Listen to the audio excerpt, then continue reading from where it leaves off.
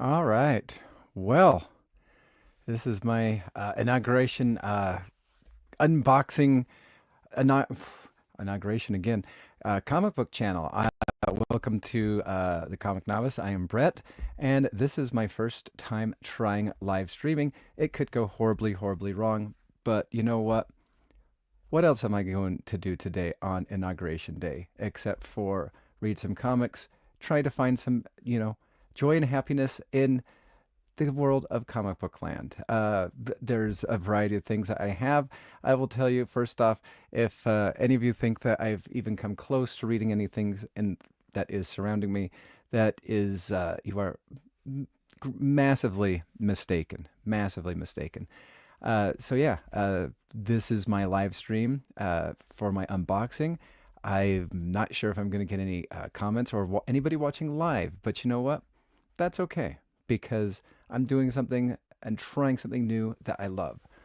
First, for my unboxing, though, I will say this was a separate package that was delivered to me, and I was on the fence of picking it up because initially I'd heard some people that were talking about this being an omnibus. You could go to almost any comic book store and you could pick all these single issues up for a lot less than what you could buy it for omnibus. But because I feel as though it's only going to be released for a minimum time, and there's not going to be that many times in which we're going to see this in this form. I decided to pick up this, the DC versus Marvel Amalgam Age Omnibus. I got specifically the Jim Lee cover because that was the direct market cover, and I feel as though that personally those ones will be harder to find. I'm not sure if, the George Perez cover, probably a little bit more popular, but whenever, I don't know. I know that there's some people that have definitive opinions on Jim Lee, and I think that is perfectly fine. So I have that to kind of go with over on my shelf that is out of shot. The DC versus Marvel just omnibus. So that being said, I'm gonna open up this bad boy. This is all the comics that I got from uh, DCBS because my local comic book store closed down. And well, they didn't necessarily close down. They moved far away, and as much as I'd like to continue to support them, there is a driving distance that makes it kind of, you know, uh, and also, yeah. And anyway, for lack of a better term, I just driving distance and also, finances as they be, I can pick up a tad bit better of a deal through DCBS. And yeah, there, there's my there's my rationale. So I like these because they come in these very secure boxes from DCBS. And sorry, I'm getting over a cold. Actually, I got over a cold a while ago. I just have a cough. So that, as they say, is fun. These things are so secure that it's almost hard to get them out of the box. All right. So my main set of comics is right here in this very secure. I used to do the bag and boards, but what they would do for the bag and boards is, as you can see, they are tightly shrunk wrap in all of these. Elastic band and whatnot. And in doing so, to shrink wrap them, you need a super intense over being able to burn the and sear the edges of your skin off type of a blow dryer. So because of that, I no longer have the bags and boards because the bags just basically almost incinerate upon being touched by that super fine blow dryer. So I guess without further ado, I'll just say here is one of my there we are. DC Finest. I've really got into the idea of collecting the Marvel Epic collections because I like how they include not just, yeah, and now I'm kind of having buyer's remorse because you have this Daredevil omnibus by Brian Michael Bendis, and when you look at the very back, you are seeing that they've skipped multiple issues, and believe that the DC omnibus, when they skip stuff like that, that I would actually prefer to have the continual run rather than just creator-centric stuff. So I have been picking up these DC Finest as they've coming out. I've skipped a couple of them here and there just because I'm not sure I am totally invested in what DC Finest or some of these DC titles are. I think I'm probably going to be all in on Batman, Superman, The Flash so far. I'm not sure about. I need to find a good review for Green Lantern, the DC Finest Green Lantern, because I think there's going to be that could be hit or miss, especially when they get to the point in time where Green Lantern has not been collected in any trade because of the creators' against the law choices. So I have this event, DC Finest Part 1. I already have pre-ordered DC Finest Part 2. That's going to be fun to get behind, as well as this one, the DC Finest Catwoman. One of the things that I know a lot of people are very excited about the DC Bullet logo coming back. And as I look at all of my omnibuses for DC, I really, the one that bothers me the most is that one right there. The pre-rebirth logo in a sea of those logos on all my omnibuses. This one, and then there's another one that is behind me that does have the, New 52-ish era logo. So I like it because, the Bolt logo does remind me of my childhood, but I'm also wishing that it was that one. But yeah, I'm looking forward to diving into this Catwoman book. I'm not sure if I want to dive into the entirety of the 0 Hour or wait until part 2 comes out. Who's to say which is the correct choice for that? All right, as I hack away. So now for my comics unboxing right here. Again, these, how many are there in here? I probably should have opened this up beforehand, but hey, here we are on Inauguration Day. And another reason why I haven't read a couple of many of the omnibuses behind me is not only is it time, but some of these, and that's the other reason why I don't mind missing out on my local comic book store having moved, is because of the struggle of being caught up day and date with everything. So, with that, I have a grand total of 42 comics that I have pre-ordered from DCBS, and I don't know what was there. I was just looking back previously on, let's see if I can screen share here. I was looking back previously at the DC Connects book to figure out what I have here. It's not all DC titles. I have Marvel, Image, and I believe Titan Comics because of oh, because of the not Tarzan. That was no, that was Titan. Um, Conan.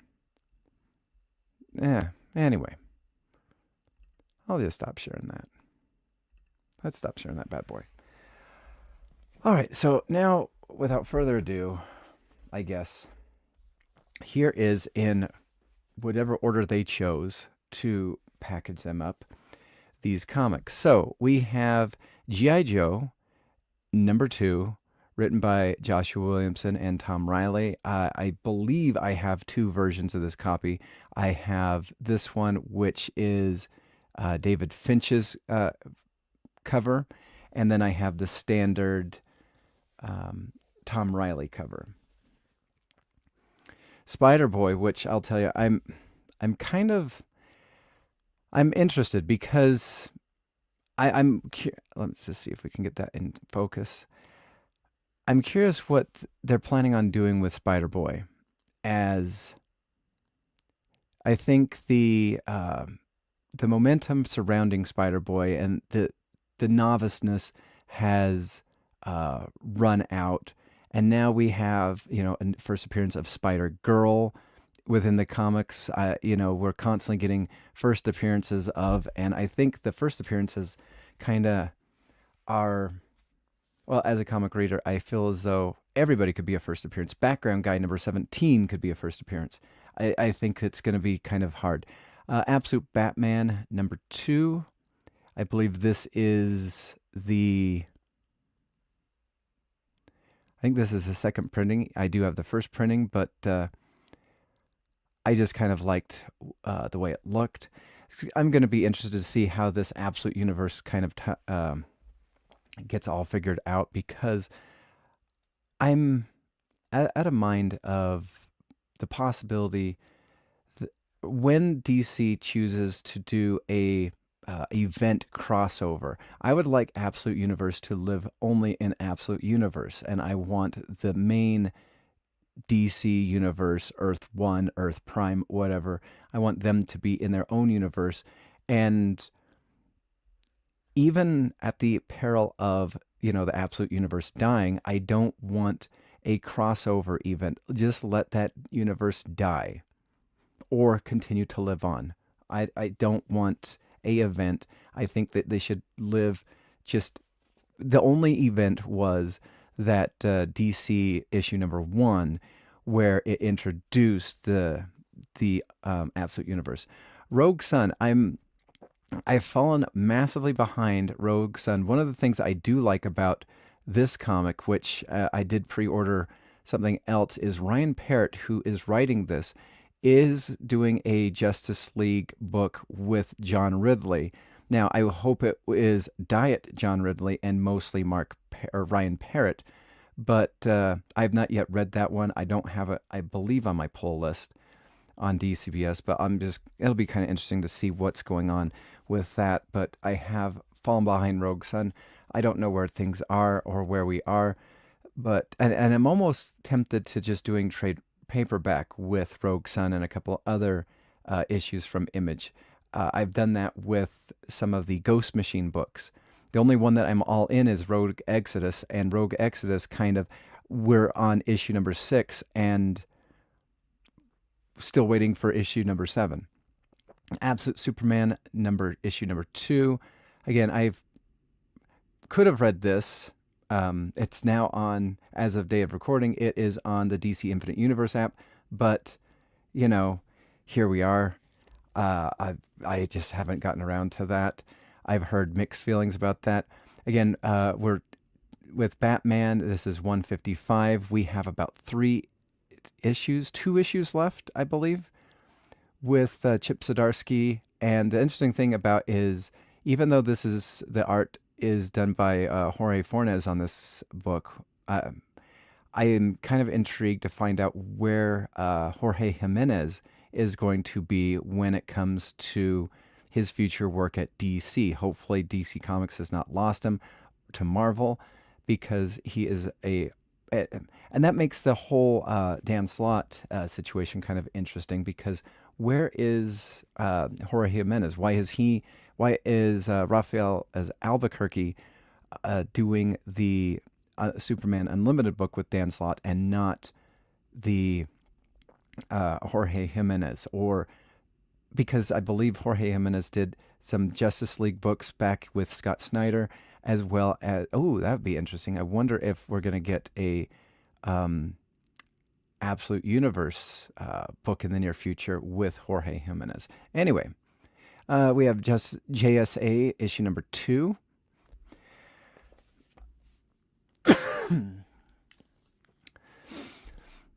The Ultimates.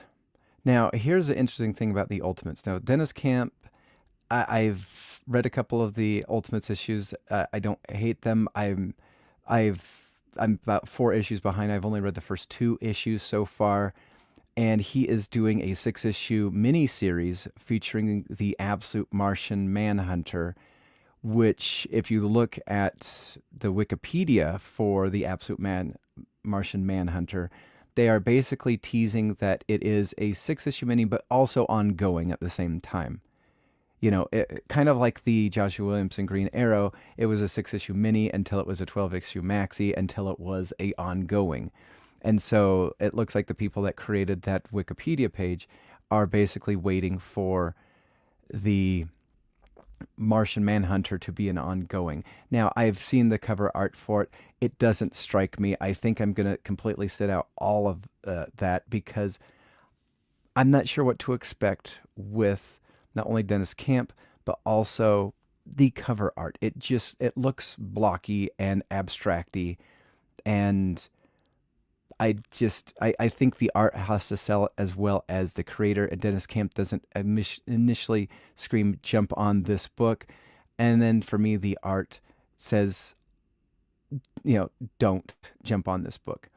Action Comics, what is this? 1079.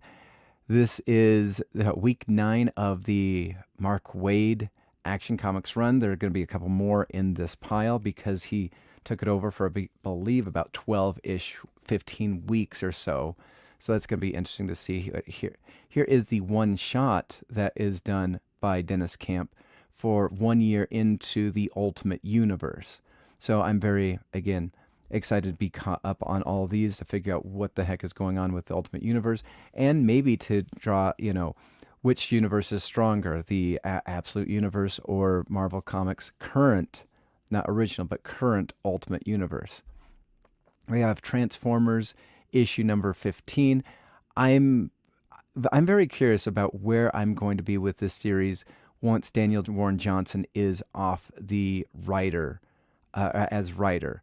I was curious where I was going to be when he was off as the artist and Jorge Corona took over. I was not really impressed with Jorge Corona's art when he did the Batgirls for DC Comics, but it's so far very similar in style to, I think, very similar in style, not exact style, but very similar in style to Daniel Warren Johnson. So again, going to figure out where I am with that series. Also, most recently in the solicits for January of 2025 for, picking them up for March or so of the same year is the deluxe cover and the first 12 issues of the Transformers done by Daniel Warren Johnson and Jorge Corona. And it's kind of interesting as I look at all of my deluxe editions as well as omnibuses. What am I going to do with that? Am I going to continue on picking up the single issues? And I just ran the math, and it's almost the same exact thing. All I have to do is just be patient. And currently, as I've kind of fallen behind a couple of issues on many things, I think patience is going to be where patience and storage. I think patience and storage, because these are easily boxed up into, short and long boxes. These are nicely displayed in some shelving units that I got at IKEA. Again, Action Comics 1075, week number 10. And then Green Lantern. I will tell you, Jeremy Adams, I cannot say enough about him. I had not read any of the Night Terrors books, even the Night Terrors series. I took most of that time off. See that it is currently available in omnibus format for to be pre-ordered in January of this year. And yeah, I can't stress how not important that is to me. But what I really liked about what Jeremy Adams did in that Night Terrors book is the story continued on as if it wasn't a Night Terrors. It kind of continued on as normal. I've not gotten to the point for the Absolute Power tie-ins for Green Lantern, but Jeremy Adams, I believe, not only up and coming writer, but somebody who should be followed and should have all their books picked up. I really enjoyed his Flash run. I only picked up one issue of the Flash Gordon run that he's currently on. I think I'm gonna trade weight that sucker, but yeah. And then we have the Superwoman special, which is Lois Lane, the Woman of Steel. I'm again a little bit far behind in the Superman and whatnot. I'm curious if this is going to be the backlash from the Absolute Power of the Amanda Waller situation. If this is why, Lois Lane is now the Woman of Tomorrow or whatnot. This one, I was actually Batman and Robin. I almost was completely out on.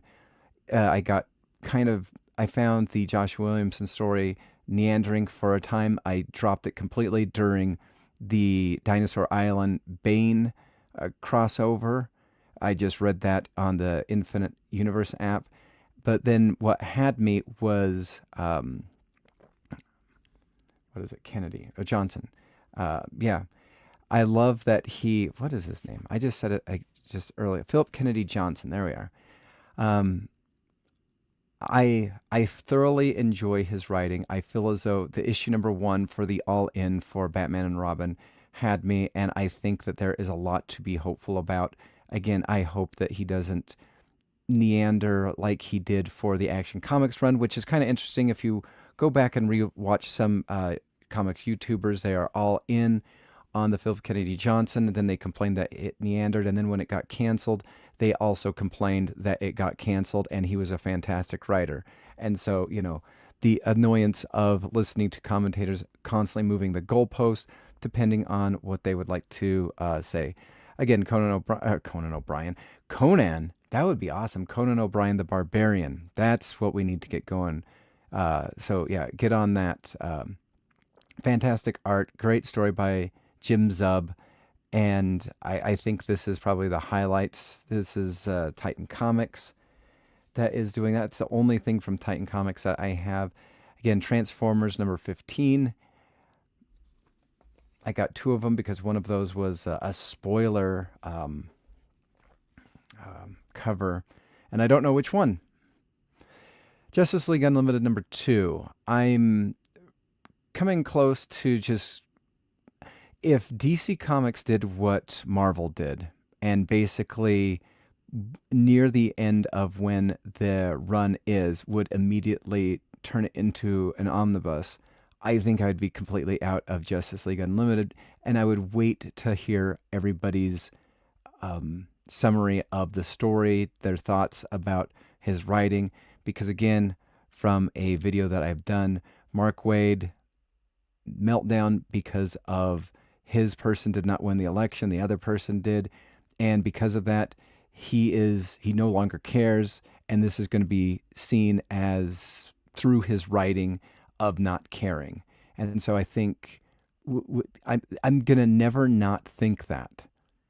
That's the struggle of social media is you say something, even if you delete it, people will take screenshots of it, and it will live in infamy forever, good or positive. Wonder Woman number 3, or Absolute Wonder Woman number 3, the only Wonder Woman I'm getting because I just can't do Tom King's Wonder Woman anymore. I'm just really struggling with that one. This one was a trial for me. The The Deadly Tales of Gunslinger. Now, this is written and I believe drawn by Jimmy Palmiotti. And I do like Gunslinger Spawn. I found the story kind of slowing down, so I basically dropped the series and just gonna kind of trade weight each one of them going forward. I think I got all the way to issue 31 of Gunslinger Spawn, which again was good, but it just kind of slowed down. Nightwing. This is one of the new all-in ones that I've not picked up yet, or actually I picked it up. I just haven't read. Now I'm kind of interested because Dexter Soy is on art, and I do appreciate his art, but I believe, what is it, Dan Waters. Um, I have not. I've read a couple of his Detective Comics, side stories, the ones that are thrown in there for free, but we're upticking the Detective Comics books to $4.99 instead of $3.99. So the extra story, and the art is actually 99 cents more. Something that I didn't really want. I found myself kind of reading some of them and then skipping them a little while later. And then I have this one, the Green Arrow, Green Lantern, World's Finest, issue number 1. I thought that would be kind of fun. I'm getting more into, I'll tell you, Joshua Williamson's run on Green Arrow with the Dawn of DC. I did not particularly enjoy. I dropped this series, and then I was going to be all out on the entirety of it. However, when I picked up and just started reading the tie-in to Green Arrow from Absolute Power, because you had, because of where, what is it, Queen, where Green Arrow was with Absolute Power and how it jumped onto Amanda Waller's side, I found it kind of intriguing to find out what was going on with his mind, if that story was going to divulge certain information. And I found the art fantastic, and I found the Absolute Power tie-in fantastic. And so I read the tail end of that. I'm going to be really interested to find out what Chris Condon is going to do with Green Arrow, especially because I really appreciated that Texas Blood that he wrote for Image a couple of years ago. I read the first two, I got the first, I think, 10 issues or so, and then I just, just stopped. I don't know why. I think I forgot to pick it up, or I didn't have it on a permanent pull list. Batman, Superman, World's Finest. Again, I'm at half a mind to continue this because, again, Mark Waid and generally Dan Mora is on art, and it makes for a good story. I think with everything with Mark Waid, you now have to take with a massive grain of salt and kind of some skepticism. Issue number 1, or issue number 2 of G.I. Joe. This is the Tom Riley cover. I really liked Joshua Williamson's Duke and also his Cobra. There was the Dan Waters G.I. Destro that I picked up the issues to. I haven't read, and I didn't even bother picking up Kelly Thompson's Scarlet because I just waited for the reviews of that, and I did not hear massive amount of praises. Again, it looks like this is 1080 for Action Comics. This is maybe the penultimate issue of Mark Waid's 12-week reign of terror, or, fun, however you'd like to do it. And this one, I'm half a mind. So I do have the omnibuses for the New Gods. I have both of the Jack Kirby and also the John Byrne. I want to get into this. I've heard from multiple reviewers this is fantastic, that you don't need to have read the Jack Kirby, John Byrne run on New Gods. It probably would be more helpful. But this one has already gone out for a second printing. You can say, so it is phenomenal, or you can say they don't do many extra printings because of where the comic book market is. Either is probably correct. Ultimate Spider-Man number 12. I find it interesting that we're a year into the Ultimate Universe for Spider-Man, and we get Yeah, we I mean, at least according to some of my research, this issue is worth a tad bit more money than others, but you have to ask yourself, are you only collecting things to, increase your overall. Are you doing it for speculation purposes? Are you doing it for the hobby? Are you doing it for both?